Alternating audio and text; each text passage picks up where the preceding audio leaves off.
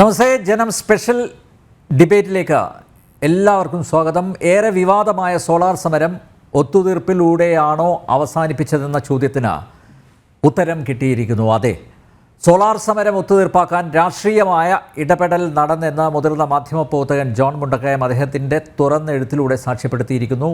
കൈരളി ടിവിയുടെ MD ജോൺ ബ്രിട്ടാസ് ഒത്തുതീർപ്പ് സാധ്യതകൾ ആരാഞ്ഞ് വിളിച്ചെന്നും തുടർന്ന് അന്നത്തെ മുഖ്യമന്ത്രി ഉമ്മൻചാണ്ടിയുടെ മുമ്പാകെ ഉന്നയിച്ച ജുഡീഷ്യൽ അന്വേഷണത്തിന് സർക്കാർ തയ്യാറായതിൻ്റെ അടിസ്ഥാനത്തിൽ സോളാറിലെ സെക്രട്ടേറിയറ്റ് ഉപരോധം ഇടതുമുന്നണി അവസാനിപ്പിക്കുകയുമായിരുന്നു. അന്നത്തെ ആഭ്യന്തരമന്ത്രി തിരുവഞ്ചൂർ രാധാകൃഷ്ണൻ ജോൺ മുണ്ടക്കയത്തിൻ്റെ വെളിപ്പെടുത്തൽ ശരിവച്ചിട്ടുണ്ട്. തിരുവഞ്ചൂരിനും ബ്രിട്ടാസിനുമിടയിൽ മധ്യസ്ഥനായിരുന്ന ചെറിയാൻ ഫിലിപ്പും ഒത്തുതീർപ്പ് ചർച്ച നടന്നതായി വ്യക്തമാക്കുന്നു. സമരത്തിൽ ഒത്തുതീർപ്പ് LDFിൻ്റെയും UDFിൻ്റെയും ആവശ്യമായിരുന്നെന്നും അദ്ദേഹം പറഞ്ഞിരിക്കുന്നു. ജനറൽ സ്പെഷ്യൽ ഡിബേറ്റ് ഈ വിഷയമാണ് ഇന്ന് പരിശോധിക്കുന്നത്. BJP വക്താവ് അഡ്വക്കേറ്റ് TS ഉല്ലാസ് ബാബു, കോൺഗ്രസ് വക്താവ് പ്രൊഫസർ റോണി K ബേബി, ഇടത് സഹയാത്രികൻ അഡ്വക്കേറ്റ് BN ഹസ്ക എന്നിവ പങ്കെടുക്കുന്നു. എല്ലാവരെയും ഈ സംവാദത്തിലേക്ക് സ്നേഹപൂർവ്വം സ്വാഗതം ചെയ്യുന്നു. ഉല്ലാസ് ബാബു, അന്ന് സോളാർ സമരം ഒത്തുതീർപ്പാക്കി എന്ന് കിംവദന്തി ഉണ്ടായിരുന്നു. ഞാനന്ന് മറ്റൊരു ചാനലിൽ ഇതൊക്കെ റിപ്പോർട്ട് ചെയ്തതാണ്. ഇപ്പോഴും അക്കാര്യങ്ങളൊക്കെ വ്യക്തമായി ഓർക്കുന്നു. സെക്രട്ടേറിയറ്റ് ഉപരോധം പെട്ടെന്ന് അവസാനിപ്പിച്ചത് LDFും UDFും മുൻകൈയെടുത്തതിൻ്റെ അടിസ്ഥാനത്തിലാണെന്ന സംസാരമുണ്ടായിരുന്നു. ഇന്നിതാ ഒത്തുതീർപ്പിലെ വാസ്തവം പൊതുസമൂഹത്തിന് മുന്നിൽ അവതരിപ്പിക്കപ്പെട്ടിരിക്കുന്നു. അന്ന് സെക്രട്ടേറിയറ്റ് ഉപരോധിച്ച ഇടതുമുന്നണി പ്രവർത്തകർ ആരായി ഉല്ലാസ് ബാബു? അല്ല, ഇത് ഞങ്ങളെ സംബന്ധിച്ചിടത്തോളം, BJPയെ സംബന്ധിച്ചിടത്തോളം ഇതൊന്നും അത്ര വലിയ പുത്തരിയായിട്ട് തോന്നുന്നില്ല. കാരണം ഞങ്ങൾക്ക് അന്ന് മുതലേ ഞങ്ങളുടെ പാർട്ടി കേന്ദ്രങ്ങളിലടക്കം, അതുപോലെ തന്നെ വിവിധ പൊതുസമ്മേളനങ്ങളിൽ, അതുപോലെ ഞങ്ങൾക്ക് അനുവദിക്കപ്പെട്ട പ്ലാറ്റ്ഫോമുകളിൽ, ഞങ്ങളെ വിളിച്ച പ്ലാറ്റ്ഫോമുകളിൽ എല്ലാം ഞങ്ങളുടെ നേതാക്കന്മാരും ഞങ്ങളുടെ പാർട്ടിയും കൃത്യമായി പറഞ്ഞതാണ്, ഇതൊരു ചക്കുളത്തിപ്പോര് പോലെ ജനങ്ങളുടെ മുമ്പിൽ കാണിച്ച് പരസ്പര സഹായ സഹകരണ മുന്നണിയായിക്കൊണ്ട് ഇവിടുത്തെ ഇടതുപക്ഷവും വലതുപക്ഷവും കാണിച്ചൊരു നാടകമായിരുന്നു. ആ നാടകത്തിന്റെ പുറകെ പ്രവർത്തിച്ചവരുടെ പേരുകൾ ഞങ്ങൾ അന്നും പറഞ്ഞിരുന്നു. ആ പറഞ്ഞ പേരുകൾ ഇന്ന് കൃത്യമായി എന്ന് മാത്രം. പക്ഷെ ഈ പേരുകൾ കൂടാതെ ഇനിയും പേരുകളുണ്ട്. ഇവരുടെ ഇടപെടലുകൾ ഉണ്ടായിട്ടുണ്ട്. ഈ പാവപ്പെട്ടവർ ഭാര്യമാരോടൊക്കെ ഞങ്ങൾ ഒരു പക്ഷേ സമരസംഘങ്ങളിൽപ്പെട്ട് മരിച്ചു പോയേക്കാം, എങ്കിലും പാർട്ടി നിന്നെ നോക്കിക്കോളും എന്നൊക്കെ പറഞ്ഞ് വീട്ടിൽ നിന്ന് മുദ്രാവാക്യം വിളിച്ച് വിപ്ലവഗാനങ്ങളുടെ അകമ്പടിയോടുകൂടി തിരുവനന്തപുരം സെക്രട്ടേറിയറ്റിൽ വന്നത് സെക്രട്ടേറിയറ്റിന്റെ ചുറ്റും കിടന്ന് മലമൂത്ര വിസർജനത്തിന് പോലും സാധ്യമാകാതെ നെട്ടോട്ടം ഓടിക്കൊണ്ട് വീരസഖാക്കന്മാർ ഞങ്ങളുടെ സമരത്തിന് നയിച്ചുകൊണ്ട് എന്തായിരുന്നു ആ പന്തലിൽ വന്ന് വൈകുന്നേരം വന്നുള്ള കിടന്നുറക്കം, ഉറക്കത്തിന്റെ സമയത്ത് വിപ്ലവഗാനത്തിന്റെ അകമ്പടി, അത് കഴിഞ്ഞാൽ കട്ടൻ ചായയും പരിപ്പുവടയും, അത് കഴിഞ്ഞാൽ നല്ല ഊണ്, എന്തെല്ലാം കോലാഹലങ്ങൾ, എന്തെല്ലാം ഉഡായിപ്പുകൾ ഇവിടെ സംഭവിച്ചു. ആ ഇടതുപക്ഷത്തിന്റെ എല്ലാ ഉഡായിപ്പുകൾക്കും കോൺഗ്രസിന്റെ സമര ടീം അല്ലെങ്കിൽ സെറ്റിൽമെന്റ് ടീം കൂടെ നിൽക്കുകയും അവർ അവിടെ AC റൂമിലിരുന്ന് മനോഹരമായ ഭക്ഷണം കഴിച്ച് ഈ പൊട്ടന്മാരെ തിരിച്ചുവിടേണ്ടത് എന്നാണ് എന്നുള്ള തിരുത്തലുകൾ, ഇതാണ് കമ്മ്യൂണിസ്റ്റ് മാർക്സിസ്റ്റ് പാർട്ടിയുടെ ഒരു നയം. ഇവർക്ക് വേണ്ടി ജാഥ വിളിച്ച് തെരുവിൽ യുദ്ധം നടത്തി വെടിവെപ്പിലെ പങ്കാളികളായി അതിൽ ജീവൻ നഷ്ടപ്പെട്ട് ഒരുപാട് പേരിവിടെ ഉണ്ട്. പക്ഷേ ഇവരെയൊക്കെ പറ്റിച്ചുകൊണ്ട് രാഷ്ട്രീയ താല്പര്യങ്ങൾക്കും സ്വന്തം അധികാര സ്ഥാനങ്ങൾക്കും വേണ്ടി നടത്തുന്ന സെറ്റിൽമെന്റ് പൊളിറ്റിക്സ് ആണ് ഇവിടെ. ഇത് ഈ തെരഞ്ഞെടുപ്പിൽ നടന്നിട്ടുണ്ട്. ഈ സെറ്റിൽമെന്റ് പൊളിറ്റിക്സ് ഈ കേരളത്തിൽ വർഷങ്ങളായി നടന്നുകൊണ്ടിരിക്കുന്നതാണ്. അതിൽ കോൺഗ്രസ് കൃത്യമായി പങ്കാളിത്തമുണ്ട്. അല്ലാതെ ഇവർ എന്തെല്ലാം പറഞ്ഞു കോൺഗ്രസ്സുകാര്. ഇപ്പൊ എന്താ പറയുന്നത്? കോൺഗ്രസ്സുകാര് ഒരാൾ പറയുന്നു, എന്നെ പറഞ്ഞത് കോൺഗ്രസ് ആഭ്യന്തര വകുപ്പ് മന്ത്രിയാണ് ഇടപെടണമെന്ന് പറഞ്ഞത്. മറ്റൊരാൾ പറയുന്നു, ഞാനല്ല പറഞ്ഞത്, അദ്ദേഹം നേരിട്ട് ഞങ്ങളെ വിളിച്ച് ഇന്ന മാതിരി സെറ്റിൽ ചെയ്യണമെന്ന് പറഞ്ഞതാണ്. എന്തൊക്കെ ആരൊക്കെ പറഞ്ഞാലും ഒരു കാര്യം വ്യക്തമാണല്ലോ, ഇവർ രണ്ടുപേരും അടച്ചിട്ട റൂമിലിരുന്ന് കാണിച്ച സൂത്രത്തളികകൾ ഒരു പത്രത്തിൽ അല്ലെങ്കിൽ ഒരു വരിയിൽ ഒരു കടലാസിൽ എഴുതി കൊണ്ടുവന്ന് ജനങ്ങളുടെ മുമ്പിൽ ഗിമ്മിക്ക് കാണിച്ചതിന്റെ അടിസ്ഥാനത്തിൽ നടത്തിയിട്ടുള്ളതല്ലേ. നിങ്ങൾ വായിച്ച വാർത്തകൾ, കണ്ട ജനങ്ങൾ, അതിനെതിരെ വോട്ട് ചെയ്തവർ എല്ലാവരെയും വിഡ്ഢികളാക്കിക്കൊണ്ട് കേരള സമൂഹത്തോട് ഈ രണ്ട് പാർട്ടിക്കാരും രണ്ട് മുന്നണികളും ഒരിക്കൽ കൂടി പറഞ്ഞു, അല്ലയോ കേരളത്തിലെ ജനങ്ങളെ, നിങ്ങളെ കഴുതയാക്കുന്നതിൽ ഞങ്ങൾ ഒരുമിച്ചാണ്, നിങ്ങളെ വഞ്ചിക്കുന്നതിൽ ഞങ്ങൾ ഒരുമിച്ചാണ്, നിങ്ങളെ പറ്റിക്കുന്നതിൽ ഞങ്ങൾ ഒരുമിച്ചാണ്.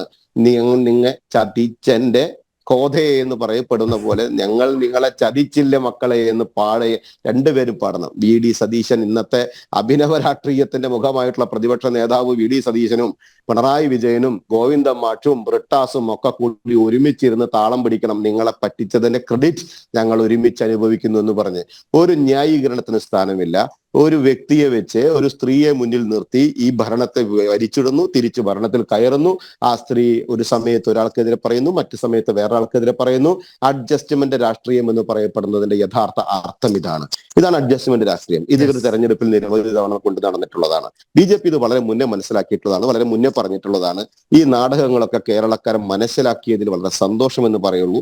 ആ മനസ്സിലാക്കിയതിന്റെ പരിപൂർത്തീകരണം ആവുക ജൂൺ 4-ാം തീയതി തെരഞ്ഞെടുപ്പ് ഫലം വരുമ്പോഴാണ്. BJPയുടെ അധികാരത്തിലേക്ക് കേരളത്തിൽ നിന്ന് BJP MP-മാർ ഉണ്ടാകുമ്പോഴാണ് ഈ ആളുകൾ പറ്റിക്കപ്പെടാൻ മാത്രം നിൽക്കുന്നതല്ല ജനങ്ങൾ, ഞങ്ങൾ ഇതൊക്കെ തിരിച്ചറിഞ്ഞു എന്ന് ജനം തിരിച്ചറിയുന്ന ഒരു സമയം 4-ാം തീയതി വരും. ഉത്തരവാദ രാഷ്ട്രീയം അവസരവാദ രാഷ്ട്രീയത്തിനും ഒത്തുതീർപ്പ് രാഷ്ട്രീയത്തിനും വഴിമാറുന്നു എന്നതിൻ്റെ നഗ്നമായ ദൃഷ്ടാന്തമല്ലേ ഇത്? അഡ്വക്കേറ്റ് അസ്ക, അന്ന് ഈ സമരം ഒത്തുതീർപ്പിൽ എത്തിച്ചു എന്ന് ഞങ്ങളെപ്പോലുള്ളവരൊക്കെ വിളിച്ചു പറഞ്ഞപ്പോൾ എന്തെല്ലാം വ്യാഖ്യാനങ്ങളായിരുന്നു അതിന് നൽകിയത്? ഒത്തുതീർപ്പോ അന്ന് പുച്ഛിക്കുകയായിരുന്നു. ഇപ്പോൾ ഇതാ സത്യം പുറത്തു വന്നില്ലേ അഡ്വക്കേറ്റ് അസ്ക? നിങ്ങളുടെ പ്രവർത്തകരെ വഞ്ചിക്കുകയായിരുന്നില്ലേ? നമ്പ്യാർ, അങ്ങ് ഒരു മുതിർന്ന മാധ്യമ പ്രവർത്തകൻ എന്ന നിലയിലും കേരളത്തിലെ സമരങ്ങളെ നാളിതുവരെയുള്ള എല്ലാ സമരങ്ങളെയും, ഇടതുപക്ഷവും വലതുപക്ഷവും അതുപോലെ തന്നെ പല ഘട്ടങ്ങളിൽ കേരളത്തിൽ നടന്നിട്ടുള്ള സമരങ്ങളെ നോക്കിക്കണ്ട മനുഷ്യൻ എന്ന നിലയിലും അങ്ങേക്ക് കൃത്യമായി ഇക്കാര്യത്തിൽ ഒരു ബോധ്യമുണ്ട്. ആ ബോധ്യം എന്ന് പറയുന്നത് എല്ലാ കാലത്തും ഏതു സമരം നടത്തിയാലും ആ സമരത്തിന്റെ ആത്യന്തിക വിജയം, അവസാനം എന്ന് പറയുന്നത് ചർച്ചകൾക്കൊടുവിലാണ്, സംവാദങ്ങൾക്കൊടുവിലാണ്. സ്വാഭാവികമായും ഇടതുപക്ഷം നടത്തിയിട്ടുള്ള കേരളത്തിലെ ചരിത്രത്തിന്റെ ഏടുകളിൽ സ്ഥാനം പിടിച്ചിട്ടുള്ള ഒരു സമരമാണ് സോളാർ സമരം.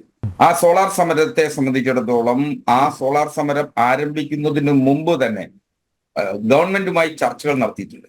ഗവൺമെന്റുമായി ചർച്ചകൾ നടത്താതെ ഒരു സമരത്തെ അങ്ങനെ എളുപ്പത്തിൽ ഉണ്ടാവില്ല. അപ്പൊ സ്വാഭാവികം ആദ്യഘട്ടത്തിൽ സമരം തുടങ്ങുന്നതിന് മുമ്പ് ചർച്ച നടത്തുമ്പോൾ ഒരു ജുഡീഷ്യൽ എൻക്വയറി നടത്തുന്നതിന് ആവശ്യമായിട്ടുള്ള നിലപാട് എടുക്കാൻ കഴിയില്ല എന്ന നിലപാടായിരുന്നു അന്ന് ഗവൺമെന്റ് എടുത്തിട്ടുള്ളത്. അതിനെ തുടർന്ന് സമരം നടന്നു. ആ സമരത്തിലെ രണ്ട് പ്രധാനപ്പെട്ട മുദ്രാവാക്യങ്ങൾ എന്ന് പറയുന്നത്, ഒന്ന് ജുഡീഷ്യൽ എൻക്വയറി ഉണ്ടാവുക, രണ്ട് മുഖ്യമന്ത്രി രാജിവെക്കുക എന്നീ ആവശ്യങ്ങൾ ഉന്നയിച്ചാണ് സെക്രട്ടേറിയറ്റ് വളയിൽ സമരം നടത്തിയിട്ടുള്ളത്. അപ്പോ അതിലെ ഏറ്റവും പ്രധാനപ്പെട്ട ആവശ്യം അംഗീകരിക്കുകയും തുടർന്ന് മുഖ്യമന്ത്രിയെ വഴിയിൽ തടയും എന്ന പ്രഖ്യാപനത്തോടുകൂടിയാണ് ആ സമരം അവസാനിച്ചിട്ടുള്ളത്. അത് നമുക്ക് അങ്ങനെ മറന്നുപോകാനിടയില്ല. അപ്പൊ അത് സ്വാഭാവികമായി അതിൽ ചർച്ചകൾക്ക് വേണ്ടിയിട്ടുള്ള ഇടപെടലുകൾ പലരും നടത്തിയിട്ടുണ്ടാവും. ഇന്ന് സമകാലിക മലയാളത്തിലൂടെ ശ്രീ ജോൺ മുണ്ടക്കയം പറഞ്ഞിട്ടുള്ളതിലെ വസ്തുതകൾക്ക് വിരുദ്ധമായി പല പരാമർശങ്ങളുണ്ട്. അദ്ദേഹം ഇടപെട്ട് കൈരളിയുടെ അന്നത്തെ എഡിറ്റർ ഡോക്ടർ ജോൺ ബ്രിട്ടാസുമായി ബന്ധപ്പെട്ടിട്ടാണ് സമരം തീർത്തത് എന്ന് പറയുന്നു. എന്നാൽ ഇന്നിപ്പോ ജോൺ ബ്രിട്ടാസ് വളരെ കൃത്യമായിട്ട് അക്കാര്യത്തെ സംബന്ധിച്ച് മാധ്യമങ്ങളുമായി അഭിപ്രായം പങ്കുവച്ചിട്ടുണ്ട്. തന്നെ വിളിച്ചിട്ടുള്ളത് അന്നത്തെ ആഭ്യന്തരമന്ത്രിയായിരുന്ന ശ്രീ തിരുവഞ്ചൂർ രാധാകൃഷ്ണനാണ്. സമരം അവസാനിപ്പിക്കുന്നതിന് ആവശ്യമായിട്ടുള്ള ഇടപെടലുകൾ പാർട്ടിയുമായി ആലോചിച്ച് ചർച്ച ചെയ്യണമെന്ന് പറയുന്നു. അതിന് ശ്രീ ചെറിയാൻ ഫിലിപ്പിന്റെ ഫോണിലേക്കാണ് വിളിച്ചിട്ടുള്ളത്. അങ്ങനെ ചെറിയാൻ ഫിലിപ്പിന്റെ കൂടി സാന്നിധ്യത്തിലായിരുന്നു ആ ചർച്ച നടന്നിട്ടുണ്ടായിരുന്നത് എന്ന് അദ്ദേഹം പറയുമ്പോൾ അതല്ലേ നമുക്ക് വിശ്വസനീയമായി തോന്നുക. മാത്രമല്ല എന്ത് തന്നെ ആയിക്കൊള്ളട്ടെ, ഇവിടെ ഈ പ്രവർത്തകരെ തിരുവനന്തപുരത്തേക്ക് വിളിച്ചു വരുത്തി അവരുടെ മുന്നിൽ ഒരു നാടകമാടി, താങ്കൾ നേരത്തെ പറഞ്ഞതുപോലെ ശരിയാണ്, ഒരു സമരം ഉണ്ടാകുമ്പോൾ, ഒരു പ്രക്ഷോഭം ഉണ്ടാകുമ്പോൾ അത് ചർച്ചയിലൂടെ പരിഹരിക്കും. അതൊക്കെ ശരിയാണ്, ഞാൻ കണ്ടതാണ് നിരവധി സമരങ്ങൾ ചർച്ചയിലൂടെ പരിഹരിക്കപ്പെട്ടതൊക്കെ കണ്ടതാണ്. പക്ഷേ ഇതൊരു നാടകമായിരുന്നില്ലേ? ഞാൻ അവിടെയാണ് ചോദിക്കുന്നത്. നിങ്ങളുടെ പ്രവർത്തകരെ വഞ്ചിക്കുകയായിരുന്നില്ലേ? ഇതൊന്നുമില്ലാതെ, സെക്രട്ടേറിയറ്റ് ഉപരോധമൊന്നുമില്ലാതെ നിങ്ങൾക്ക് ഇത്തരത്തിലൊരു ധാരണയിൽ എത്താമായിരുന്നില്ലേ സർ? ജുഡീഷ്യൽ അന്വേഷണം ആവശ്യപ്പെട്ടു, മുഖ്യമന്ത്രിയുടെ രാജി ആവശ്യപ്പെട്ടു. ഒടുവിൽ ഇരു മുന്നണികൾക്കും ഇതെങ്ങനെയെങ്കിലും ഒന്ന് ഒഴിവാക്കണം എന്ന ആ ഒരു ഘട്ടത്തിൽ മധ്യസ്ഥ തല ചർച്ച നടന്നു. അങ്ങനെ ഒരു ചർച്ച നടന്നു. അതിനെയാണ് ഒത്തുതീർപ്പ് ചർച്ച എന്ന് പറയുന്നത്. അത് ഒത്തുതീർപ്പ് രാഷ്ട്രീയത്തിൻ്റെ നിദർശനമല്ലേ? ഇങ്ങനെയാണെങ്കിൽ സോളാർ സമരത്തിൽ ഒത്തുതീർപ്പ് നടന്നു. മറ്റേതൊക്കെ വിഷയങ്ങളിൽ നിങ്ങൾ ഒത്തുതീർപ്പിൽ എത്തിയിട്ടുണ്ടാവും? നോക്കൂ, TP ചന്ദ്രശേഖരൻ വധക്കേസിൽ അന്വേഷണം P മോഹനൻ മാസ്റ്ററിൽ എത്തി നിന്നപ്പോൾ അവിടെ അന്വേഷണം അവസാനിപ്പിച്ചു. ഇതും ചേർത്ത് വായിക്കേണ്ടതല്ലേ? അതുകൂടി ഈ ഒത്തുതീർപ്പിൻ്റെ ഭാഗമായിട്ട് കാണേണ്ടതല്ലേ? ഇന്നിപ്പോൾ ഇതാ ദല്ലാൽ നന്ദകുമാർ എന്താ പറഞ്ഞിരിക്കുന്നത്? അതായത് KM മാണിയെ മുഖ്യമന്ത്രിയാക്കാൻ, ഈ സോളാർ സമരത്തിൻ്റെ പശ്ചാത്തലത്തിൽ മുഖ്യമന്ത്രിയാക്കാൻ അവിടെ ഒരു ചർച്ച നടന്നു. പിണറായി വിജയൻ, അന്ന് CPM സംസ്ഥാന സെക്രട്ടറി ആയിരുന്ന പിണറായി വിജയൻ മാണിയുമായി സംസാരിച്ചു. മാണി ആദ്യം എതിർപ്പ് പ്രകടിപ്പിച്ചു, പിന്നെ മാണിയെ അനുനയിപ്പിക്കാൻ സാധിച്ചു, PC ജോർജ് മുൻകൈയെടുത്തു എന്നൊക്കെ പറഞ്ഞ് ഇങ്ങനെ വാർത്തകൾ പലതും പുറത്തു വരികയാണ്. അപ്പോൾ നോക്കൂ, ഈ സോളാറിൽ മാത്രമല്ല ഒത്തുതീർപ്പ്, TPയുടെ വധത്തിലടക്കം ഒത്തുതീർപ്പിലെത്തി എന്നല്ലേ ഇപ്പോൾ ഇത് കാണുന്ന, ഈ ചർച്ച കാണുന്ന പൊതുസമൂഹം അങ്ങനെയല്ലേ മനസ്സിലാക്കേണ്ടത്? നിങ്ങൾ പല കാര്യങ്ങളിലും ഡീൽ നടത്തി, അതിനെ ഡീൽ തന്നെയാണ് പറയേണ്ടത്. അതെന്തിനാണ് ഈ പാവപ്പെട്ട പാർട്ടി പ്രവർത്തകരുടെ അവരെ മൊത്തം ബുദ്ധിമുട്ടിപ്പിച്ചുകൊണ്ട്, അവരെ വിഷമിപ്പിച്ചുകൊണ്ട് ഇങ്ങനെയൊരു നാടകം ഉണ്ടായിരുന്നോ? അതിൻ്റെ ആവശ്യകത ഉണ്ടായിരുന്നോ എന്നുള്ളതാണ് ചോദ്യം. അങ്ങ് ഇന്ത്യ കണ്ട, വർത്തമാനകാല ഇന്ത്യ കണ്ട ഏറ്റവും വലിയ 2 സമരങ്ങളുടെ കൂടി അങ്ങയുടെ ശ്രദ്ധ ക്ഷണിക്കുകയാണ്. ഒന്ന്, ഇന്ത്യയിലെ കർഷകരാഗമാനം ദില്ലി വളയുകയും ദില്ലിയിൽ ഒരു സമരം നടത്തിയില്ലേ? ആ സമരം എങ്ങനെ അവസാനിപ്പിച്ചത്? ആ സമരവും ചർച്ചയിലൂടെ തന്നെയാണ്, നിയമങ്ങൾ പിൻവലിച്ചുകൊണ്ടാണ്, നടപ്പിലാക്കില്ലെന്ന് ഉറപ്പ് കൊടുത്തുകൊണ്ടാണ് ആ സമരം പിൻവലിച്ചത്. 2, ഗുസ്തി താരങ്ങൾ ദില്ലിയിൽ, സാക്ഷി മലിക്കും മറ്റും ഗുസ്തി താരങ്ങൾ ദില്ലിയിൽ ഒരു വലിയ സമരം നടത്തി. ആ സമരവും ഒത്തുതീർപ്പാക്കുകയായിരുന്നില്ലേ? ആ സമരവും ചർച്ചകളിലൂടെ പരിഹരിക്കല്ലേ? എല്ലാ സമരങ്ങളും ചർച്ചകളിലൂടെയാണ്. നമ്മൾ ഇന്ത്യയുടെ സ്വാതന്ത്ര്യ സമര ചരിത്രം പരിശോധിച്ചാൽ പല ഘട്ടങ്ങളിൽ മഹാത്മാഗാന്ധിയും കോൺഗ്രസ് നേതാക്കന്മാരുമായും ബ്രിട്ടീഷ് ഗവൺമെന്റും പല ഘട്ടങ്ങളിൽ ചർച്ചകൾ നടത്തിയിട്ടുണ്ട്. അന്ന് നിങ്ങളെ BJP ഉല്ലാസ് ബാബുക്ക് ചിരിക്കും, കാര്യം നിങ്ങളാരും അന്ന് ആ സമരത്തിൽ നിങ്ങളുടെ ആരും ഉണ്ടായിരുന്നില്ല. അപ്പൊ നിങ്ങൾ അതുകൊണ്ടല്ലേ സ്വാതന്ത്ര്യ സമരമായിട്ടാണ് താരതമ്യപ്പെടുത്തുന്നത്. സ്വാതന്ത്ര്യ സമരത്തിൽ ഒന്നിനൊന്നോട് ചേർന്നാൽ ഉപമയാമത് ഇതിന് വെച്ചപ്പോ തോന്നി അസ്കർജി. അങ്ങൊരു നല്ലൊരു മനുഷ്യനാണ്, പക്ഷെ ഈ വൃത്തികേട് പറഞ്ഞപ്പോ ഒരു ഫീൽ ചെയ്തു, അത്ര മാത്രം. അല്ലല്ല, ഉല്ലാസിച്ചിരിക്കും. കാരണം ഇന്ത്യൻ സ്വാതന്ത്ര്യ സമരത്തിൽ നിങ്ങൾക്ക് ഒരു റോൾ ഉണ്ടായിരുന്നു. സ്വാതന്ത്ര്യ സമരം അല്ല ഇവിടെ ചർച്ച ചെയ്യുന്നത്, സോളാർ സമരം. പ്ലീസ് അതിലേക്ക് പോകണ്ട, സമയപരിമിതി കൊണ്ട് പ്ലീസ്. അല്ല, ഈ വിഷയത്തിൽ ഊന്നി നിന്ന് നമുക്ക് സംസാരിക്കാം, സംവദിക്കാം. സ്വാതന്ത്ര്യം നേടിയ സമരമാണോ അസ്കർ ഉദ്ദേശിച്ചത്? അതല്ല, ചർച്ചകൾ നടന്നിട്ടുണ്ടാവും. സോളാർ സമരത്തിലും ചർച്ചകൾ നടന്നിട്ടുണ്ടാവും. നടന്നിട്ടുണ്ട്. ഒത്തുതീർപ്പ് ചർച്ച നടന്നിട്ടുണ്ട്. ആ സെറ്റിൽമെന്റിന് ചാർട്ടർ ഓഫ് ഡിമാൻഡ്സ്, അന്നത്തെ ആഭ്യന്തരമന്ത്രി തിരുവഞ്ചൂർ രാധാകൃഷ്ണൻ പറഞ്ഞത്, ഇടതുമുന്നണി ഒരു ചാർട്ടർ ഓഫ് ഡിമാൻഡ്സ് അവതരിപ്പിച്ചു, അതിൽ ഞങ്ങൾ ജുഡീഷ്യൽ അന്വേഷണം അംഗീകരിച്ചു. പക്ഷേ താങ്കളോട് ഞാൻ ചോദിക്കുന്നത് ഇതാണ്, സോളാർ കേസിൻ്റെ പശ്ചാത്തലത്തിൽ, ആ സമരം അവസാനിപ്പിക്കുന്നതിൻ്റെ ആ ചർച്ചയുടെയൊക്കെ പശ്ചാത്തലത്തിൽ ഒരുപക്ഷെ ഇടതുമുന്നണി മുന്നോട്ട് വെച്ചിട്ടുണ്ടാവും, ഈ TP ചന്ദ്രശേഖരൻ വധക്കേസ് ആസൂത്രണം ചെയ്ത തലപ്പത്തിരിക്കുന്ന ചിലരൊക്കെ ഉണ്ടല്ലോ, ഇപ്പോഴും എന്താ പറയണ്ടേ, നെഞ്ചിൻ്റെ അളവൊക്കെ കാട്ടി ഇങ്ങനെ നടക്കുന്ന ആളുകളുണ്ടല്ലോ, ഇരട്ടച്ചങ്ങന എന്നൊക്കെ പറഞ്ഞ് നടക്കുന്നവരൊക്കെ ഉണ്ടല്ലോ, അവരിലേക്കൊക്കെ എത്തേണ്ട അന്വേഷണം ഒരുപക്ഷെ ഇതിൻ്റെ അടിസ്ഥാനത്തിൽ കൂടിയായിരിക്കും, ഈ പശ്ചാത്തലത്തിൽ കൂടിയായിരിക്കാം ഒരുപക്ഷെ മോഹനൻ മാസ്റ്ററിൽ അവസാനിപ്പിച്ചത് എന്ന് ഞങ്ങളെപ്പോലുള്ളവർ സംശയിച്ചാൽ അതിനെ തെറ്റ് പറയാൻ പറ്റുമോ? ഇതിൽ നമുക്ക് ചില വ്യാഖ്യാനങ്ങൾ വരുത്തി തീർക്കുന്നതിന് ശ്രമിക്കാം. TP ഒരിക്കലും കൊല്ലപ്പെടേണ്ട ആളായിരുന്നില്ല എന്ന നിലപാടുള്ള ഒരു വ്യക്തിയാണ് ഞാൻ. സ്വാഭാവികമായി TP വധക്കേസിൽ മോഹനൻ മാഷിനെ ചായക്കടയ്ക്ക് മുന്നിൽ നിന്ന് ചർച്ച ചെയ്യുന്നത് കണ്ടു എന്നതിന്റെ അടിസ്ഥാനത്തിലാണ് മോഹനൻ മാഷിനെ അറസ്റ്റ് ചെയ്യപ്പെട്ടിട്ടുള്ളത്. അപ്പോൾ അങ്ങനെ മോഹനൻ മാഷിനെ തെരുവിൽ നിന്നും വലിച്ച് തന്റെ വാഹനത്തിൽ പിന്തുടർന്ന് പോലീസ് പിടിച്ചിറക്കിക്കൊണ്ടുപോകണം. അപ്പൊ മോഹനൻ മാഷിനെ പോലുള്ള വളരെ സാത്വികനായിട്ടുള്ള ഒരു മനുഷ്യനെ അറസ്റ്റ് ചെയ്യുന്നതിനുള്ള ചങ്കൂറ്റം കാണിച്ചിട്ടുള്ള കേരള പോലീസ് ഉണ്ടായിരുന്നുവെങ്കിൽ അവരെയും അറസ്റ്റ് ചെയ്യുന്നതിന് ഒരു മടിയുണ്ടാവില്ലല്ലോ. ഇവിടെ ഒരു തരത്തിലുള്ള ഒത്തുതീർപ്പുകളും നടന്നിട്ടില്ല. ആ കേസിൽ അതുക്കും മേലെയാണ് പോകേണ്ടിയിരുന്നത്. പക്ഷേ അന്വേഷണം ഒരു ഘട്ടത്തിൽ അവസാനിപ്പിക്കേണ്ടി വന്നു. അതും ഈ ഒത്തുതീർപ്പ് വ്യവസ്ഥകളുടെ അടിസ്ഥാനത്തിലായിരിക്കില്ല എന്നാണ് ഞാൻ എടുത്തെടുത്ത് ചോദിക്കുന്നത്. അല്ല, അങ്ങനെ ഒരു തരത്തിലും അതായിരുന്നില്ലല്ലോ സമരത്തിന്റെ മുദ്രാവാക്യം. ഒരു സോളാർ സമരം നടത്തുമ്പോൾ അതിൽ ഉന്നയിക്കപ്പെട്ടിട്ടുള്ള 2 പ്രധാന മുദ്രാവാക്യങ്ങൾ ഉണ്ടായിരുന്നു. അതിൽ ഒരു പ്രധാനപ്പെട്ട മുദ്രാവാക്യം അംഗീകരിക്കുകയും ആ കണ്ടീഷൻ അംഗീകരിക്കുന്നതിന് ഗവൺമെന്റ് തയ്യാറാകുകയും നിർബന്ധിതമാവുകയും ചെയ്യുന്ന ഒരു സാഹചര്യം ഉണ്ടായി. ജുഡീഷ്യൽ എൻക്വയറി നടത്തുക, വസ്തുനിഷ്ഠമായി അത് പരിശോധിച്ച് ആ ജുഡീഷ്യൽ എൻക്വയറിയുടെ ഫാക്ട് ഫൈൻഡിങ്സിലേക്ക് എത്തുക എന്ന നിലപാടിലേക്ക് എത്തിക്കാൻ ഈ ഗവൺമെന്റിനെ കൊണ്ട് കഴിഞ്ഞതാണ് ആ ഇടതുമുന്നണി നടത്തിയിട്ടുള്ള സമരത്തിന്റെ ചരിത്രം. അതാണ് ഞാൻ ചോദിക്കുന്നത്. ഈ ഉപരോധ സമര നാടകം ആടുന്നതിന് മുമ്പ് അങ്ങനെ ഒരു ഡിമാൻഡ് അവതരിപ്പിച്ച് നിങ്ങൾക്കൊരു ഒത്തുതീർപ്പിൽ ആകാമായിരുന്നില്ലേ? വളരെ രഹസ്യമായി. പക്ഷേ ഇതല്ല ഇപ്പൊ പരസ്യമായില്ലേ അഡ്വക്കേറ്റ് അസ്കർ? ആരൊക്കെയാണ് ഇതിന് ഇടനിലക്കാരായത്? ഇപ്പോൾ ജോൺ മുണ്ടക്കയം പറഞ്ഞു, ഇപ്പോൾ ആരെ വിളിച്ചു എന്നുള്ളതൊന്നും അല്ലല്ലോ. ഇപ്പോൾ പിന്നെ നമ്മുടെ ജോൺ ബ്രിട്ടാസ് മുണ്ടക്കയത്തെയാണോ ആദ്യം വിളിച്ചത്, അല്ലെ മുണ്ടക്കയ ഇങ്ങോട്ടാണോ വിളിച്ചത്, അല്ലെങ്കിൽ ചെറിയാൻ ഫിലിപ്പിനെയാണോ വിളിച്ചത്, അതൊന്നും അല്ല, അതൊക്കെ ഇമ്മെറ്റീരിയലാണ്.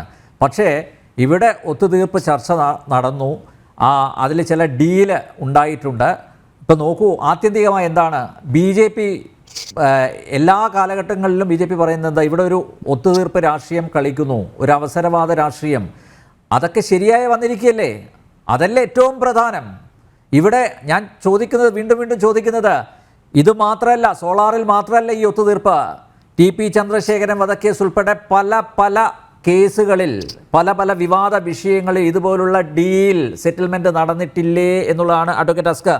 താങ്കൾ ഒന്ന് ചിന്തിക്കൂ, മനസ്സിരുത്തി ചിന്തിക്കൂ. യെസ് പ്രൊഫസർ റോണി, ഇടതുമുന്നണിയും വലതുമുന്നണിയും LDF-ഉം UDF-ഉം ഒരേ തൂവൽ പക്ഷികളാണെന്നല്ല ഇപ്പോൾ തെളിഞ്ഞിരിക്കുന്നത്. പ്രൊഫസർ റോണി. അനിൽജി, കേരള രാഷ്ട്രീയം കണ്ട ഏറ്റവും വൃത്തികെട്ടതും ആഭാസപരവുമായിട്ടുള്ള ഒരു സമര പരമ്പരയെ അതിനെ ഇങ്ങനെ ഒരു ഒത്തുതീർപ്പ് രാഷ്ട്രീയം എന്ന് പറയുന്ന ഒരു ലേബലിൽ നമ്മൾ ചെറുതായിട്ട് കാണരുത്. ഇവിടെ എവിടെയാണ് ഒരു ഒത്തുതീർപ്പ് നടന്നിട്ട് അങ്ങേക്ക് പറയാൻ കഴിയുക? ഇവിടെ ഒത്തുതീർപ്പ് ഈ കേസില് ഇവിടെ നമ്മൾ പറയുന്ന ഉപരോധ സമരം അല്ല യഥാർത്ഥത്തില് സോളാർ കേസും സോളാർ സമരവും. ഇവിടെ ഈ അനിൽജി പറയുന്നത് പോലെ ഒരു ഒത്തുതീർപ്പ് ഇവിടെ ഉണ്ടായിരുന്നെങ്കിൽ അതിനുശേഷം ഉമ്മൻചാണ്ടിയെ ക്രൂരമായി വേട്ടയാടുമായിരുന്നോ? ഉമ്മൻചാണ്ടിയുടെ നെഞ്ചും കൂട് തകർത്തുകൊണ്ട് സഹാക്കന്മാർ കല്ലെറിയുമായിരുന്നോ? ഉമ്മൻചാണ്ടിയെ ശിവരാജൻ കമ്മീഷനെ മുന്നിൽ നിർത്തിക്കൊണ്ട് പിണറായി സർക്കാർ 2016 വന്ന പിണറായി സർക്കാർ വേട്ടയാടുമായിരുന്നോ? അതും പോരാഞ്ഞിട്ട് 2021 CBI അന്വേഷണത്തിന് പിണറായി വിജയൻ സർക്കാർ ഉത്തരവിടുമായിരുന്നോ? ഇത് ഒരു ഒത്തുതീർപ്പ് ഈ കേസിന്റെ ഒരു ഘട്ടത്തിലും. കാരണം ഇത് വളരെ കൃത്യമായി തന്നെ എന്താണ്, അന്ന് ഏറ്റവും ജനകീയമായിരുന്ന ഐക്യരാഷ്ട്രസഭയുടെ ഉൾപ്പെടെയുള്ള അവാർഡുകൾ ബഹുമതികൾ നേടിയ ഉമ്മൻചാണ്ടി സർക്കാരിനെ എങ്ങനെയും അധികാരത്തിൽ നിന്ന് പുറത്താക്കുന്നതിന് വേണ്ടി CPM നേതൃത്വം, LDF നേതൃത്വം മെനഞ്ഞെടുത്ത ഒരു മസാലക്കഥ. ആ മസാലക്കഥയ്ക്ക് എരിവും പുളിവും കൂട്ടിക്കൊണ്ട് സരിത S നായർ എന്ന് പറയുന്ന ഒരു സ്ത്രീയെ മുന്നിൽ നിർത്തിക്കൊണ്ട് ഉണ്ടാക്കിയ എത്ര വൃത്തികെട്ട അവഹേളനമാണ് ഉമ്മൻചാണ്ടിക്കെതിരെ ഉണ്ടായത് അനിൽജിക്ക് അറിയാമല്ലോ. സരിത നായരെ മുന്നിൽ നിർത്തിക്കൊണ്ട് കേരളത്തിലെ മുഖ്യമന്ത്രിക്കെതിരെ ലൈംഗിക പീഡന ആരോപണം പോലും ഉന്നയിച്ചുകൊണ്ട് ഇവിടെ പറയുന്ന ഇന്ന് ജോൺ മുണ്ടക്കയത്തിന്റെ സമകാലീന മലയാളത്തിൽ അദ്ദേഹം എഴുതുന്ന പരമ്പര, അതാണല്ലോ നമ്മുടെ ഇവിടുത്തെ ചർച്ചയ്ക്ക് ആധാരം. അന്ന് CPM നടത്തിയ ഉപരോധ സമരം, ആ ഉപരോധ സമരം ഏകപക്ഷീയമായി അവസാനിപ്പിച്ചുകൊണ്ട് CPM ആ സമരത്തിൽ നിന്നും രക്ഷപ്പെടുകയും ചെയ്തു. അല്ല പ്രൊഫസർ റോണി, ഇന്ന് നിങ്ങളോടൊപ്പമുള്ള ചെറിയാൻ ഫിലിപ്പ്, അന്ന് അദ്ദേഹം ഇടതുപക്ഷത്തോടൊപ്പമായിരുന്നു. ഇന്ന് ചെറിയാൻ ഫിലിപ്പ് പറഞ്ഞിട്ടുണ്ട്, ഇരു മുന്നണികളുടെയും ആവശ്യമായിരുന്നു എന്ന് ഈ സമരം എങ്ങനെയെങ്കിലും ഒന്ന് അവസാനിപ്പിക്കണം എന്നുള്ളത്. മാത്രമല്ല അദ്ദേഹം പറഞ്ഞത് അച്യുതാനന്ദൻ്റെ വാശിയായിരുന്നു ഇങ്ങനെയൊരു ഉപരോധ സമരത്തിലേക്ക് നയിച്ചതെന്ന് പറയുന്നു. മാത്രമല്ല ഇങ്ങനെയൊരു സമരത്തെക്കുറിച്ച് ആലോചിച്ചപ്പോൾ അന്ന് പാർട്ടിയുടെ പല ജില്ലാ സെക്രട്ടറിമാരും പറഞ്ഞു ഇങ്ങനെയൊരു സമരത്തിൻ്റെ ആവശ്യമുണ്ടായിരുന്നോ എന്നൊക്കെ. പക്ഷേ നോക്കൂ, അവസാനം ഇങ്ങനെയൊരു ഉപരോധ സമരം ഉണ്ടായതിന് ശേഷം അത് എത്രയും പെട്ടെന്ന് തീർക്കണമെന്ന് ഇരു മുന്നണികൾക്കും ആവശ്യമുണ്ടായിരുന്നു. അതിൻ്റെ പശ്ചാത്തലത്തിൽ ഇങ്ങനെയുള്ള ചർച്ചകൾ നടന്നു, ഒത്തുതീർപ്പ് ചർച്ചകൾ നടന്നു. സോ അതിൽ സ്വാഭാവികമായിട്ടും താങ്കൾ പറഞ്ഞതുപോലെ ഒത്തുതീർപ്പ് ചർച്ചയാകുമ്പോൾ അതിൽ ചില ഡിമാൻഡ്സ് അംഗീകരിക്കേണ്ടി വരും, അല്ലേ? ആ ഡിമാൻഡ്സ് അംഗീകരിച്ചു. അതിൽ ഇനിയും പുറത്തു വരാത്ത ചില ഡിമാൻഡ്സുകൾ കൂടിയുണ്ട്, അല്ലെങ്കിൽ ഒത്തുതീർപ്പിലേക്ക് നയിച്ച ചില കാരണങ്ങൾ കൂടിയുണ്ട്. അത് പുറത്തു വന്നിട്ടില്ല. ഒരുപക്ഷെ നാളെ മറ്റേതെങ്കിലും ഒരു മാധ്യമപ്രവർത്തകൻ അദ്ദേഹം തുറന്നു പറഞ്ഞേക്കാം ഇതുകൂടി അതിൽ ഉൾപ്പെട്ടിരുന്നു എന്ന്. അപ്പോൾ സ്വാഭാവികമായി ഇവിടെ എന്താണ് വ്യത്യാസം? LDF UDF തമ്മിൽ എന്താ വ്യത്യാസം? ഈ സമരം അന്ന് അവസാനിപ്പിക്കേണ്ടത് UDF-ന്റെ ആവശ്യമായിരുന്നെന്നും UDF കൂടി മുൻകൈ എടുത്തുണ്ടാക്കിയ ഒരു ഒത്തുതീർപ്പിന്റെ ഫലമായിട്ടാണ് അന്ന് ഈ സമരം അവസാനിപ്പിച്ചതെന്ന് ഇപ്പോൾ നമ്മൾ ഇവിടെ ചർച്ച ചെയ്യുമ്പോൾ സ്വാഭാവികമായിട്ടും ചോദിക്കേണ്ട ഒരു ചോദ്യം, ഞങ്ങൾക്ക് ഇതിൻ്റെ അകത്ത് എന്ത് മെച്ചം ഞങ്ങൾക്ക് കിട്ടി? കാരണം ഒരു ഡീല് അങ്ങ് ഇവിടെ പറയുന്നതുകൊണ്ട് ഒരു ഒത്തുതീർപ്പ് ആയിരുന്നു ഇതിനകത്തുണ്ടെങ്കിൽ സ്വാഭാവികമായിട്ടും ഞങ്ങൾക്ക് ഇതിൻ്റെ അകത്തുനിന്ന് ഞങ്ങൾക്ക് കുറെ നേട്ടം ഉണ്ടാകണമല്ലോ. ഈ ഡീല് അങ്ങ് ആരോപിക്കുന്ന ഈ ഒരു ഡീൽ അവിടെ ഉണ്ടായിരുന്നെങ്കിൽ അവിടെ അന്ന് ഈ സോളാർ സമരം അവസാനിച്ചോ? അങ്ങനെ ഉത്തരം പറ. സോളാർ സമരം അവസാനിച്ചില്ല. നിങ്ങൾക്ക് ഭരണം മുന്നോട്ട് കൊണ്ടുപോകണം. കാരണം അതിനേക്കാൾ തീവ്രമായി, കാരണം ഈ സെക്രട്ടേറിയറ്റ് ഉപരോധ സമരത്തെക്കാൾ തീവ്രമായിട്ടുള്ള സമര പരമ്പരകളാണ് പിന്നീട് CPM അഴിച്ചുവിട്ടത്. ഞാനിവിടെ ചൂണ്ടിക്കാണിച്ചതുപോലെ മുഖ്യമന്ത്രിയെ തന്നെ വേട്ടയാടുന്ന, ഉമ്മൻചാണ്ടിയെ തന്നെ ശാരീരികമായി ആക്രമിക്കുന്ന, കായികമായി നേരിടുന്ന അവസ്ഥയിലേക്ക് ഈ സമരം അങ്ങ് മുന്നോട്ട് പോയി. അന്ന് ഈ സമരം അല്ല സാർ, ഇതിലൊക്കെ എന്ത് തീവ്രത? ഇതൊക്കെ വെറും നാടകമാണ് എന്നല്ലേ ഇപ്പൊ തെളിഞ്ഞിരിക്കുന്നത്. ഇതെല്ലാം അല്ല. കാപട്യമാണ്, സമര കാപട്യം, അതിൻ്റെ ഒരു പരമ്പര. താങ്കൾ പറഞ്ഞതുപോലെ CPM പല സമരങ്ങളും അഴിച്ചുവിട്ടു. പക്ഷേ അതിൻ്റെയൊക്കെ ഉള്ളിൽ അന്തർലീനമായിരിക്കുന്ന ചില കാര്യങ്ങളൊക്കെയല്ലേ, വസ്തുതകളല്ലേ ഇപ്പോൾ പുറത്തു വന്നിരിക്കുന്നത്. ഇതെല്ലാം ഞങ്ങൾ ഇങ്ങനെ സമരം നടത്തും, ഒരു ഘട്ടത്തിൽ ഞങ്ങൾ അവസാനിപ്പിക്കും, ഇതൊക്കെ അങ്ങോട്ടും ഇങ്ങോട്ടും പറഞ്ഞു വെച്ചാണല്ലോ നടത്തിയിരിക്കുന്നത്. ഇത് കേരളത്തിൻ്റെ പൊതുസമൂഹത്തെ വഞ്ചിക്കുന്നു. നിങ്ങൾക്കൊന്നും ആത്മാർത്ഥതയില്ല രാഷ്ട്രീയത്തിൽ, പൂർണ്ണമായും ആത്മാർത്ഥത വേണമെന്നൊന്നുമില്ല. ആദർശ രാഷ്ട്രീയം അതൊക്കെ നമ്മൾ പറയാം നമുക്ക്, പക്ഷേ കുറച്ചെങ്കിലും മാന്യത കാണിക്കണ്ടേ പ്രൊഫസർ റോണി, കുറച്ചെങ്കിലും മാന്യത കാണിക്കണ്ടേ? അല്ല, അന്വേഷിച്ച് പറയട്ടെ, ഇതിനകത്ത് ഞങ്ങൾ എന്ത് മാന്യതക്കാണ് കാണിച്ചത്? ഈ സോളാർ ആരോപണം ഉയർന്നു വന്നപ്പോൾ തന്നെ ഉമ്മൻചാണ്ടി പറഞ്ഞത് എനിക്കൊന്നിനും ഭയമില്ല, ഏത് അന്വേഷണവും എന്തിനെ നേരിടാൻ ഞങ്ങൾ തയ്യാറാ. ഈ ഉപരോധ സമരവുമായി CPM വന്നപ്പോൾ തന്നെ ഞങ്ങൾ UDF സർക്കാർ അന്ന് പറഞ്ഞതാണ് ജുഡീഷ്യൽ അന്വേഷണത്തിന് തയ്യാറാണ്. പക്ഷേ അന്ന് CPM നേതൃത്വം അതിന് തയ്യാറില്ലായിരുന്നു. അവർ പറഞ്ഞത് മുഖ്യമന്ത്രിയുടെ രാജിയിൽ കുറഞ്ഞ ഒരു ഒത്തുതീർപ്പിന് ഞങ്ങൾ തയ്യാറില്ല എന്ന് പറഞ്ഞുകൊണ്ടാണ് സ്വാതന്ത്ര്യ സമരത്തിൽ പങ്കെടുക്കുന്നത് പോലെയാണ് CPM സഖാക്കന്മാർ റെയിൽവേ സ്റ്റേഷനിലും ബസ് സ്റ്റേഷനിലും വലിയ യാത്രയപ്പ് വികാരപരിതമായ രണ്ടാം സ്വാതന്ത്ര്യ സമരത്തിൽ പങ്കെടുക്കുന്ന പോലെ സഖാക്കന്മാർ വന്നു. പിന്നെ ഈ പറയുന്ന ഉമ്മൻചാണ്ടി അധികാരത്തിൽ പുറത്താക്കാതെ ഞങ്ങൾ തിരിച്ചു വരില്ല പ്രതിജ്ഞ ചെയ്തുകൊണ്ട്. പക്ഷെ എന്ത് ചെയ്തു? ഞങ്ങൾ അതിനകത്തൊരു വിട്ടുവീഴ്ച ചെയ്തു. സോറി പറയുക, കാരണം തിരുവനന്തപുരം പോലെ ഒരു മഹാനഗരത്തിൽ 10,000-ഓളം ആളുകൾ തമ്പടിച്ച് അവിടുത്തെ സാധാരണക്കാരായ ജനങ്ങൾക്ക് വലിയ ബുദ്ധിമുട്ടുണ്ടായപ്പോൾ എന്ത് ചെയ്തു? ഞങ്ങൾ അതിനകത്ത് എന്താ ദുർഗന്ധപൂരിതമായിരുന്നു അന്ന്. ഞങ്ങൾ അതൊക്കെ റിപ്പോർട്ട് ചെയ്തതാണ്. അക്കാലത്ത് 11 വർഷം മുമ്പ് ദുർഗന്ധപൂരിതമായിരുന്നു. സെക്രട്ടേറിയറ്റ് വഴി നടക്കാൻ പറ്റാത്ത ഒരു അവസ്ഥയായിരുന്നു. അനിൽജി, ഈ സമരമായി വരുന്നതിന് മുമ്പ് തന്നെ ഉമ്മൻചാണ്ടി പറഞ്ഞു ജുഡീഷ്യൽ അന്വേഷണങ്ങൾ തയ്യാറാണ്. പക്ഷെ CPM നേതൃത്വം അതിന് ഞങ്ങൾ മുന്നോട്ട് വെച്ച പ്രപ്പോസൽ അംഗീകരിക്കുന്നത് തയ്യാറില്ലായിരുന്നു. പക്ഷേ ഞങ്ങൾ എന്ത് വിട്ടുവീഴ്ചയായിട്ട് ചെയ്തു? ഞങ്ങൾ ആദ്യ പ്രതിസ്ഥാനത്ത് തന്നെയാണ്. ഞങ്ങൾ പത്രസമ്മേളനം നടത്തി, മുഖ്യമന്ത്രി ഉമ്മൻചാണ്ടി അന്ന് പത്രസമ്മേളനം നടത്തി ജുഡീഷ്യൽ അന്വേഷണം പ്രഖ്യാപിച്ചു. അവർ സമരം പിൻവലിച്ചു. ഈ സമരം പിൻവലിക്കേണ്ടത് CPM ആവശ്യമായിരുന്നു. കാരണം ഇവിടെ ഇപ്പോൾ അന്വേഷിച്ച് പറഞ്ഞതുപോലെ അവിടുത്തെ സിറ്റുവേഷൻ, അവിടെ യാതൊരു വിധത്തിലുള്ള അവർക്ക് അടിസ്ഥാന സൗകര്യങ്ങളുമില്ലാതെ, അവരുടെ പ്രാരംഭമായ ആവശ്യങ്ങൾക്ക് പോലുമുള്ള സൗകര്യങ്ങളില്ലാതെ വന്നപ്പോൾ എന്ത് ചെയ്തു? എങ്ങനെയും സമരത്തിൽ നിന്ന് തലയൂരുക എന്ന് പറയുന്നത് CPM ആവശ്യമായിരുന്നു. പക്ഷെ അതിന്റെ പേരിൽ ഇന്ന് പറയുന്നത് പോലെ ഒരു ഒത്തുതീർപ്പ് ഉണ്ടായിട്ടില്ല. UDF അതിനകത്ത് ഒരു മെച്ചമുണ്ടായിട്ടില്ല. എനിക്കിവിടെ ഈ പ്ലാറ്റ്ഫോമിൽ പറയാനുള്ളത്, ഈ സമരവുമായി ബന്ധപ്പെട്ട മുഴുവൻ വിവരങ്ങളും പുറത്തു വന്നു. ഇതെന്ന് പറഞ്ഞ ലൈംഗിക പീഡന ആരോപണം മുഖ്യമന്ത്രിയും അദ്ദേഹത്തെ കുടുംബാംഗങ്ങളെയും എത്ര വൃത്തികെട്ട രീതിയിലാണ് അവമാനിച്ചത്. CPM ഇന്ന് കേരളത്തിലെ പൊതുസമൂഹത്തോട് ഇതെന്ന് പറയുന്നത് UDF-നെതിരെയുള്ള ഒരു വെല്ലുവിളിയോ UDF-നെതിരെയുള്ള സമരവുമല്ല, കേരളത്തിന്റെ പൊതുസമൂഹത്തിനെതിരെയാണ് CPM 3-4 വർഷം ഇത്ര വൃത്തികെട്ട ഒരു സമരവുമായി മുന്നോട്ട് പോയി. സമരം മാത്രമാണോ? 2011 അധികാരത്തിൽ ശിവരാജൻ കമ്മീഷൻ, അദ്ദേഹത്തിന്റെ മനോനില പോലെ നമുക്കറിയാം എത്രമാത്രം വൈകൃതങ്ങൾ നിറഞ്ഞ ഒരു റിപ്പോർട്ട് തയ്യാറാക്കിയ അദ്ദേഹം ആസ്വദിക്കുകയായിരുന്നു.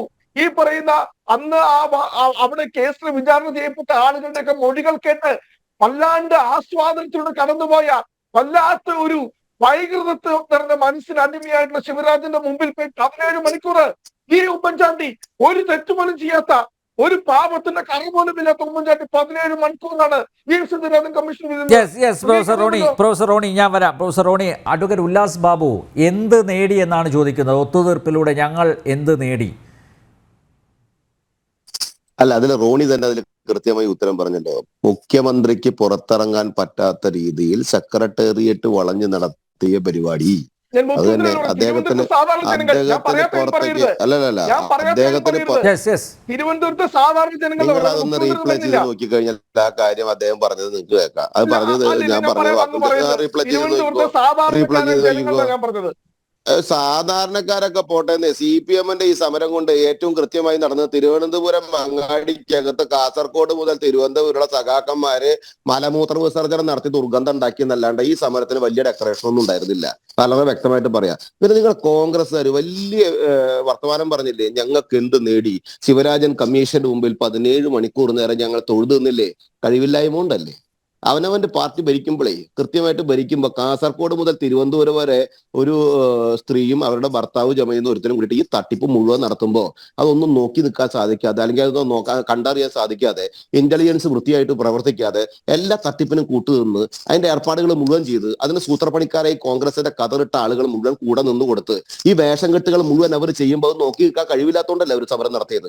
ആ സമരത്തെ ഒത്തുതീർപ്പാക്കാൻ ഞങ്ങൾക്ക് എന്ത് ഗുണം കിട്ടി? നിങ്ങൾക്കേ ഗുണമുള്ളൂ. അവിടെ ബാർട്ടർ സിസ്റ്റം എന്നൊക്കെ നമ്മൾ പണ്ട് പഠിച്ചു സാധനമുണ്ട്. എന്ന് പറയുക, ഒരു കാര്യം തീർക്കുമ്പോൾ ഒരു കാര്യം കൊടുക്കുമ്പോൾ മറ്റൊരു കാര്യം കൊടുക്കുക എന്ന് പറഞ്ഞാൽ കോൺഗ്രസ് ഈ സമരത്തിനെ ഇതിന്റെ ഡീപ്പിലേക്ക് പോകുന്ന സമയത്ത് സകലവിധ നേതാക്കന്മാരുടെയും അവരുടെ സ്വഭാവങ്ങളും അവരുടെ ശൈലികളും ഒക്കെ തകർന്നടിഞ്ഞു വീഴുമെന്ന് കണ്ടപ്പോ ആ വിഷയം സെറ്റിൽ ചെയ്യണമെന്ന അടിസ്ഥാനത്തിൽ CPM-മായി സെറ്റിൽ ചെയ്യുന്ന സമയത്ത് CPM-ന്റെ ഈ നാടകം എന്തായിരുന്നു? ആ നാടകം വളരെ കൃത്യമായിരുന്നു. അവരുടെ പ്രശ്നങ്ങളും അവരുണ്ടാക്കി തീർക്കുന്ന ക്രിമിനൽ സ്വഭാവങ്ങളും വേറെ ഉണ്ടായിരുന്നു. ആ വിഷയം അവർക്ക് തീർക്കണമായിരുന്നു. നിങ്ങൾ പരസ്പരം പങ്കുവെച്ച് അങ്ങോട്ടും ഇങ്ങോട്ടും കൈ കൊടുത്ത് നിങ്ങൾ വിഷയം തീർത്തു. കേരളത്തിലെ ജനങ്ങൾ വിഡ്ഢികളായി. കോൺഗ്രസ് പതാക എഴുതിയവരും പൊട്ടന്മാരായി, CPM പതാക എഴുതിയവരും പൊട്ടന്മാരായി. എന്നിട്ട് നിങ്ങൾ AC റൂമിൽ ഇരുന്ന് സുഖമായി ചിരിച്ചു. നിങ്ങൾക്ക് ഒരു കടലാസിൽ അങ്ങോട്ടും ഇങ്ങോട്ടും എഴുതി സെറ്റിൽ ചെയ്യാമായിരുന്നെങ്കിൽ ഈ നാടകം കളിക്കണമായിരുന്നോ? നിങ്ങൾ അവിടുന്ന് ഇവിടുന്നൊക്കെ സമരം നടത്തി, ജാതി നടത്തി, നിങ്ങൾ നാടകങ്ങൾ. പിന്നെ നിങ്ങൾ ചോദിച്ചില്ലേ, ഉമ്മൻചാണ്ടിയെ ഒരു സ്ഥലത്ത് കായികമായി നേരിട്ടു, അദ്ദേഹത്തിന് ഇറങ്ങാൻ സാധിച്ചില്ല, അതും ഒരു നാടകമായിരുന്നു. അത് നിങ്ങൾ പരസ്പരം സമ്മതിച്ചുള്ള നാടകമായിരുന്നു. എന്നെ അവിടെ ആക്രമിക്കണം, എന്നെ ഇവിടെ തടയണം. ആ തടയുമ്പോൾ ജനങ്ങൾക്ക് തോന്നും ഞാൻ വലിയ പ്രയാസത്തിലാണ്, കോൺഗ്രസ് പ്രയാസത്തിലാണ്, കമ്മ്യൂണിസ്റ്റ് പ്രയാസത്തിലാണ്. മാധ്യമങ്ങൾ വാർത്ത വായിക്കും, മാധ്യമങ്ങൾ ചർച്ച നടത്തും. എന്ത് ചർച്ചയും എന്ത് മാധ്യമങ്ങൾ നടത്തിയ ചർച്ചയൊക്കെ ഇപ്പൊ നിങ്ങൾക്ക് വ്യക്തമായില്ലേ? ഇതിൽ കൃത്യമായി തിരുവഞ്ചൂരിനും ഉമ്മൻചാണ്ടിക്കും ബാക്കി വേണുഗോപാലിനും ബ്രിട്ടാശനും ചെറിയാൻ ഫിലിപ്പിനും പിണറായി വിജയനും കൊടിയേരിക്കും എനിക്ക് ഇപ്പോൾ ഓർമ്മയുണ്ട്. അച്യുതാനന്ദൻ മറ്റേ കടലാസൊക്കെ കെട്ടി, മറ്റേ ഷോളൊക്കെ കെട്ടി, ടോർച്ചൊക്കെ പിടിച്ച് അവിടെ വന്ന് കിടക്കുന്നു. ശ്രീമതി ടീച്ചർ പാട്ട് പാടുന്നു, ബാലൻ കിടക്കുന്നു, കൊടിയേരി കിടക്കുന്നു. അവർ കിടക്കാൻ വരുന്ന സമയത്ത് വിപ്ലവ ഗാനങ്ങൾ പാടുന്നു. ജനങ്ങളെ പറ്റിച്ച് വഞ്ചിച്ച് ചതിച്ചിട്ട് ഒരു ഉളുപ്പുമില്ലാതെ അതിന് ന്യായീകരിക്കുന്ന രണ്ട് മുന്നണികളെ ആളെ കാണുമ്പോൾ സഹതപിക്കാനല്ലാതെ എന്താ പറയാ. അന്നും ദീർഘവീക്ഷണമുള്ള BJP നേതൃത്വം പറഞ്ഞു, ഈ തട്ടിപ്പാണ് ഇവിടെ കേരളത്തിൽ നടക്കുന്നത്. സോളാർ എന്ന് പറയപ്പെടുന്ന തട്ടിപ്പ് നടന്നിട്ടുണ്ടെങ്കിൽ അതിന്റെ ഉത്തരവാദിത്വം കോൺഗ്രസ് സർക്കാരിന്റെ പിടിപ്പുകേടാണ്. അത് വെച്ച് ഉപയോഗിച്ചിട്ടുണ്ടെങ്കിൽ അവിടെ നിങ്ങൾ സെറ്റിൽമെന്റ് ചെയ്തു കൊടുത്ത വിഷയങ്ങൾ നിരവധിയാണ്. അതിന് നിങ്ങൾ സ്വാതന്ത്ര്യ സമരമായിട്ടും അതിന് മറ്റു വലിയ സമരമുഖങ്ങളുമായിട്ടൊന്നും കമ്പയർ ചെയ്യേണ്ട. വൃത്തിഹീനമായ സമൂഹം സൃഷ്ടിക്കാൻ നടത്തിയിട്ടുള്ളത് വൃത്തിഹീനമായ സമരമായിട്ട് ഞങ്ങൾ അതിനെ കാണുന്നുള്ളൂ. നിങ്ങൾ നടത്തിയ ഈ തട്ടിപ്പ് ജനം അറിയുമ്പോൾ നിങ്ങൾ അവർ വലിച്ചെറിയുമെന്ന് നിങ്ങൾ മനസ്സിലാക്കണം. അത് കാലഘട്ടം നിങ്ങളെ തെളിയിക്കും. കോൺഗ്രസ് അത്ര വലിയ പാവപ്പെട്ടവരൊന്നുമല്ല. നിങ്ങൾ നടത്തിയിട്ടുള്ള അഴിമതികളുടെ കറകൾ കൂടെ എടുത്താൽ, ഇതിന് മുൻപേ നടത്തിയിട്ടുള്ള സെറ്റിൽമെന്റുകൾ ഓരോന്നായിട്ട് പലരും വിളിച്ചു പറഞ്ഞാൽ, എന്റെ റോണി നിങ്ങൾക്ക് ഇതിനൊന്നും ന്യായീകരിച്ച് വയ്യാണ്ടിയാവും. അവസാനം റോണി സ്വാഭാവികമായിട്ട് പറയും എനിക്കും മടുത്തു, എന്നെ ചർച്ചയ്ക്ക് വിളിക്കണം. അങ്ങനെ അത്രയ്ക്കും നികൃഷ്ടമായിട്ടാണ് നിങ്ങളുടെ ആളുകൾ ഇവിടെ പെരുമാറിയിട്ടുള്ളതും ഇവിടെ നടത്തിയിട്ട സമരങ്ങൾക്ക് ഒത്തുതീർപ്പിന് കൂട്ടുനിന്നിട്ടുള്ളതും. നിങ്ങൾ വഞ്ചിച്ചതേ നിങ്ങളുടെ നേതാക്കന്മാരെ അല്ല, നിങ്ങളുടെ സംവിധാനത്തെ അല്ല, ഈ ജനങ്ങളെയാണ്. ഈ ജനങ്ങളുടെ മുമ്പിൽ കണ്ണിൽ പൊടിയിട്ട് നിങ്ങൾ നടത്തിയ നാടകങ്ങളാണ്. വൈകാരികമായി നിങ്ങൾ പ്രതികരിച്ചിരുന്നില്ലേ? വൈകാരികമായി നിങ്ങൾ പത്രസമ്മേളനം നടത്തിയിരുന്നില്ലേ? എന്തടിസ്ഥാനത്തിലായിരുന്നു നിങ്ങളൊക്കെ നടത്തിയത്? ഇത് രണ്ടുപേരും കൂടെ ഇരുന്നിട്ട് ഇത് എഴുതി ഒപ്പിട്ട് കടലാസ് ശരിയാക്കിയിട്ട് നിന്റെ ആ പ്രശ്നങ്ങളൊക്കെ ഞാൻ തീർക്കാം, എന്റെ ഈ പ്രശ്നങ്ങളൊക്കെ നീയും തീർത്തോ എന്നും പറഞ്ഞിട്ട് നിങ്ങൾ സുഖമായിട്ട് കൈയടിച്ച് കയ്യും കൊടുത്ത് പോവായിരുന്നെങ്കിലേ ഈ ജനങ്ങൾ എന്തിനാ ഇതിലേക്ക് വലിച്ച് എന്തിനാ ഇവരെ പാവപ്പെട്ട്? നിങ്ങൾ നേരത്തെ പറഞ്ഞില്ലേ തിരുവനന്തപുരത്ത് സാധാരണക്കാർക്ക് പ്രശ്നം അനുഭവിച്ചു. ഈ പ്രശ്നം അനുഭവിക്കേണ്ടി വന്നത് എന്തുകൊണ്ടാ? നിങ്ങൾ നടത്തിയിട്ടുള്ള നാടകമല്ലേ? തിരക്കഥ ഉമ്മൻചാണ്ടി, അതിനകത്ത് സ്ക്രിപ്റ്റ് പിണറായി വിജയൻ, അല്ലെങ്കിൽ അഭിനയിക്കുന്നത് സഖാക്കന്മാർ, അഭിനയിച്ചു കഴിഞ്ഞ സമയത്ത് അതിന്റെ ക്യാമറ ഇന്ന ആളുകൾ, അതിന്റെ ഇടപെടലുകൾ മറ്റാളുകൾ, കൃത്യമായി മധ്യവർത്തികൾ വരുന്നു, അവർ ഇംപ്ലിമെന്റ് ചെയ്യുന്നു, അത് കഴിഞ്ഞ് എല്ലാം തീർക്കുന്നു. സമരം നേടിയെടുത്ത് ഞങ്ങളതങ്ങ് നേടിയെടുത്ത് എന്ന ഉടായിപ്പ് മുദ്രാവാക്യം വിളിക്കുന്നു. ഞങ്ങൾ പാവപ്പെട്ടവരെ പോലെ മുഖ്യമന്ത്രി അതിൽ അഭിനയിക്കുന്നു. ഞാൻ അദ്ദേഹം മരിച്ചതുകൊണ്ട് കൂടുതൽ വർത്തമാനം പറയുന്നില്ല. കോടിയേരിയും ഉമ്മൻചാണ്ടി ഇപ്പോ ഭൂമിയിലില്ല, അതുകൊണ്ട് കൂടുതൽ ആ വിഷയത്തെ സംസാരിക്കുന്നില്ല. BJP അന്ന് പറഞ്ഞ കാര്യം കൃത്യമായി സത്യമായിരുന്നു. നിങ്ങളുടെ ഉടായിപ്പ് രാഷ്ട്രീയം, അങ്ങനെ തന്നെ പറയാനെന്നല്ല, സെറ്റിൽമെന്റ് എന്ന നല്ല പദവും ഇതിൽ ഉപയോഗിക്കാൻ പറ്റില്ല. തനി തട്ടിപ്പും ഉടായിപ്പും രാഷ്ട്രീയം ജനം തിരിച്ചറിഞ്ഞിരിക്കുന്നു. അത് ഇനിയും തിരിച്ചറിയും. ഇനിയും കുറെ കാര്യങ്ങൾ പുറത്തു വരാനിരിക്കുന്നു. ഉടായിപ്പ് രാഷ്ട്രീയം, അതാണിപ്പോൾ പുറത്തു വന്നിരിക്കുന്നത്.